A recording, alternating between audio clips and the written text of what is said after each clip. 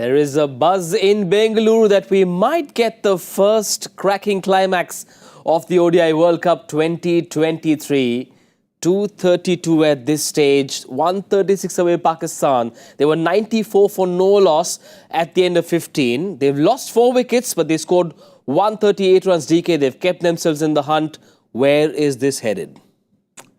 It's going in the direction of Australia. And I say that only because you can see the inexperience of the batters coming through. Yes, Rizwan and Saud Shakil put up a partnership, but the kind of stroke making was not the ones that you would get from experienced middle order batsmen. A little bit of inexperience showing, and I can observe what's happening in the mindset of a batter, and they are feeling the pressure to score the boundaries. And yet they've kept themselves in the hunt. They need 9 and over in the last 15. Iftikhar Ahmed, who's a specialist between the overs of 36 and 50. We just saw that graphic on the broadcast as well. At this stage, 80-20 Australia, or would you say 70-30? From 70-30, I'm going to 85-15 for Australia. I do feel that they've got some good bowlers for the death overs. This partnership is probably the last partnership of batters post which you have Nawaz and Usama Mir who can hold the bat, but not the ones who will take you home if you require 100 runs. If you require 30 to 50, they are the ones that can help you. But if you require 130, which is somewhere where they are, that can be hard. Yes, chasing 368, not an easy task, regardless of the pitch or the ground dimensions. The pressure of chasing is a test that is going to challenge Pakistan. It's still not over for Australia. Let's take a look at the bowling card. Adam Zampa bowled 3 in the first 15, very economical. What do you make of how Zampa's bowled today and his trajectory especially? Zampa has bowled well. He hasn't given too many loose balls like the full ones that he's given rather in this World Cup. And I enjoy Josh Hazlewood's spell. That was a spell that was fraught with danger because Mitchell Starc was giving away a touch too many runs looking for those wickets. But Josh Hazlewood kept things tight in the power play. Even in the second spell, he came and he bowled what we are used to seeing.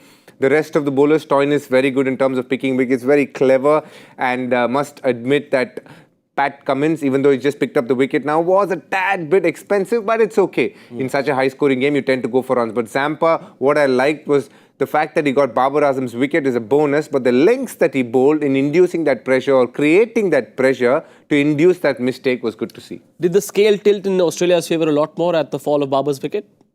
100%. I would have expected Saud Shakil to have a slightly more cool head, but you can see he's a young man who hasn't played too much international ODI cricket. Yes, he's played a lot of domestic cricket, but international ODI cricket, playing 140-plus bowlers consistently is a challenge. And the shot making, or rather the choice of shots during that partnership, wasn't one that was very easy in terms of risk. It was pretty high-risk shots. So that was what got me thinking whether that inexperience is showing.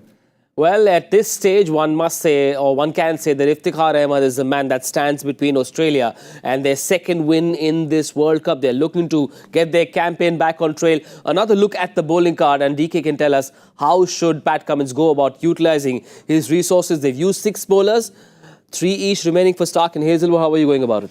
For me, the key here is Adam Zampa. You have to understand that there are 2 right-handers at the crease. Let's not forget Mohammad Rizwan. He, according to me, stands between Pakistan and victory.